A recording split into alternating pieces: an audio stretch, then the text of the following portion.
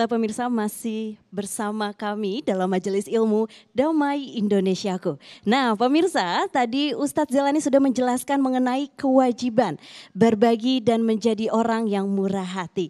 Tentunya di segmen 2 ini kita akan mendengarkan tausiah dari Gus Hans tentang keutamaan orang yang dermawan dan murah hati dalam Islam. Silakan Gus Hans.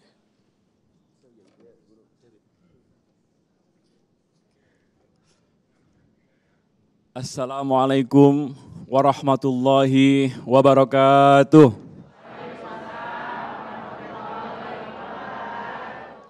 Beli baju di Pasar Jati Asih. Yang kerudung biru cantiknya kayak Aura Kasih. Dulu. Sekarang jadi apa? Antik. Dari Keputih menuju Kota Bogor. Yang pakai baju putih pasti sarungnya Wadimor. Wah. Senang ini. Wah. Alhamdulillahirabbil alamin wa bihi nasta'inu ala umuri waddin innahu min Sulaiman wa innahu bismillahirrahmanirrahim. Allah ta'alu alayya wa atuni muslimin. Ibu-ibu, Bapak-bapak, alhamdulillah. Kenapa saya selalu senyum? Karena apa? Sedekah. Kullu ma'rufun sodako. Setiap kebaikan itu adalah sedekah. Tetapi ketika kita mengatakan bahwa senyum pun sedekah, ya jangan senyum saja sedekahnya. Kalau misalnya dianggap sudah cukup dengan senyumnya, masjid gak akan jadi. Seumpama ada panitia masjid datang ke rumah, tiba-tiba dimintain sodako. Ternyata disenyumin, kok kira-kira jadi nggak masjidnya kira-kira ini? Jadi nggak kira-kira? Jadi pembahasan, ya kan? Bukan jadi bangunannya.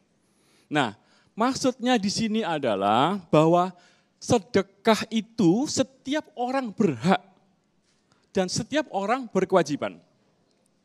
Kalau misalnya sedekah hanya harta, maka bisa jadi yang masuk surga kebanyakan orang kaya. Karena sedekah itu Masya Allah, pahalanya melimpah-limpah. Pahalanya melimpah-limpah. Karena amalan sedekah itu ketika kita sudah meninggal pun, sedekah kita lah yang akan menjadi jariyah kita. Betul enggak? Ya kan? Ketika orang tua kita meninggal, ya kan misalnya, orang tua kita belum sholat duhur misalnya, sementara meninggalnya mau menjelang habis, menjelang asar, masih utang sholat duhur. Kira-kira wajib menggantikan enggak?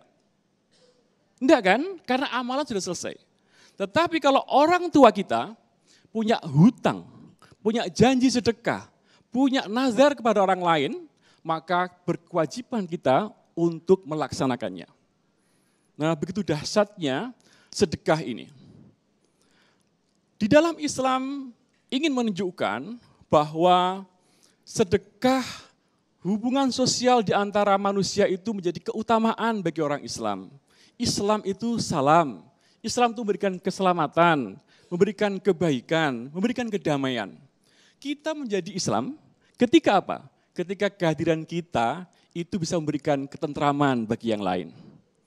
Kalau ada ibu-ibu kok datang ke acara ibu-ibu yang lain, begitu ibu-ibu itu datang, dirasani aja, kayak merasa tertekan, maka bisa jadi dia masih belum Islam.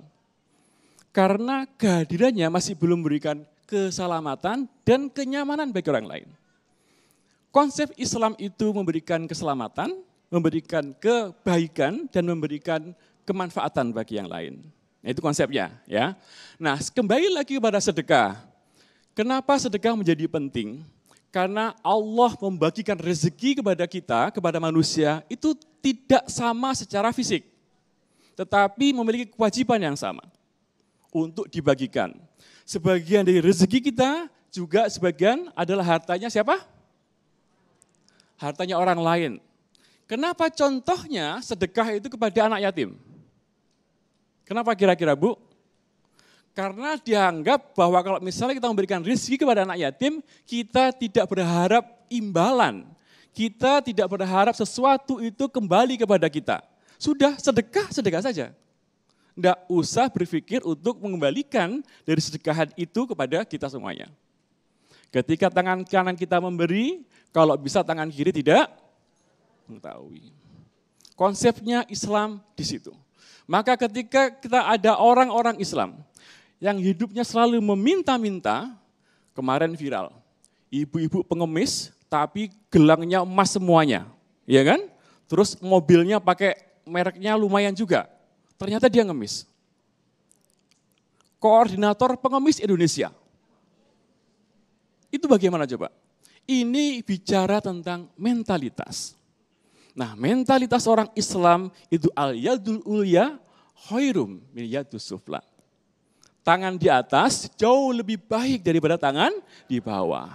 Nah, masalahnya dalil ini suka dipakai para pengemis. Nah, ini kan lucu. Jadi dalil itu sama dengan kayak pedang bermata dua, tapi kalau misalnya tidak tepat penggunaannya, maka akan menjadi permasalahan.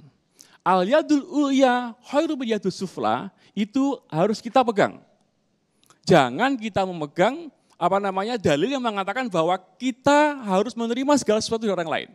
Dan sedekah itu tidak mengenal agama, tidak mengenal dia mau apapun saja, suku, ras, agama. Ketika kita bersedekah, ya sudah sedekah saja. Enggak usah tanya dia agamanya apa, enggak usah dia janda anaknya berapa, enggak usah nanya apa saja.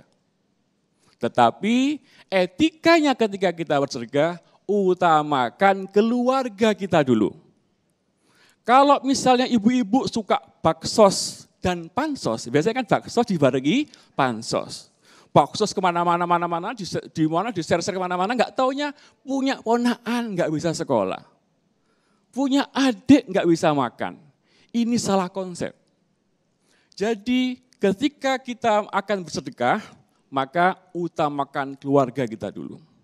Sama halnya ketika kita beribadah. Apalagi misalnya contohnya kayak misalnya umroh. Umroh berkali-kali, tetapi ponakannya nggak bisa sekolah. Ini zalim. Jangan sampai ibu umroh berkali-kali bersedekah kepada orang lain karena mengejar pahalanya lebih banyak daripada di sini, tetapi keluarga kita, adik ipar kita, gentengnya bocor.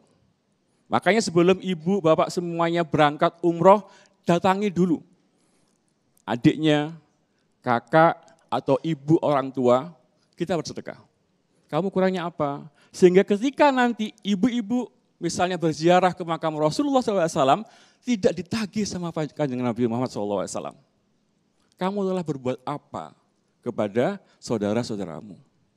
Karena konsep Islam itu harus memberikan efek yang baik. Khairun nas anfa'uhum linnas. Sebaik-baik manusia adalah manusia yang bermanfaat bagi yang lainnya. Maka ketika kita beribadah pun seperti itu. Ketika kita beribadah misalnya, jangan memikirkan hanya untuk diri kita sendiri. Ajak yang lainnya. Jangan sampai kita fokus kepada diri kita sendiri, orang lain nggak ada kesempatan untuk seperti halnya kita. Nanti kalau misalnya di surga, ibu hanya sendiri saja. Siapa konco, siapa teman WA di surga nanti? Kan tidak ada. Nah, maka marilah kita ajak bersama-sama, berbuat baik, dan insya Allah sedekah kita akan menjadi kunci kita, menjadi memudah kita agar kita bisa masuk surga dengan baik. Wassalamualaikum warahmatullahi wabarakatuh. Waalaikumsalam warahmatullahi wabarakatuh. Terima kasih Gus Han, jazakumullah khairul jaza atas tausiah yang diberikan kepada kita semuanya. Sejatinya bukan hanya mendapatkan kemudahan rezeki ataupun doa dari malaikat langsung ketika kita bersedekah atau ketika kita bersikap dermawan kepada sesama kita. Namun sejatinya sesungguhnya materi ataupun rezeki tidak hanya dipandang sebagai materi atau nilai uang saja. Namun sesungguhnya kenikmatan rezeki adalah ketika kita melihat keluarga kita sehat. Ketika melihat anak, istri atau keluarga kita semuanya sehat, itu adalah rezeki yang tidak terhingga. Baik pemirsa, di segmen ketiga nanti insya Allah Ustadz Kasifir akan memberikan atau menguatkan kembali tema besar kita ketika kita murah hati, insya Allah akan ada kemudahan rezeki. Tetaplah bersama kami di Damai Indonesiaku. Sesaat lagi kami akan kembali.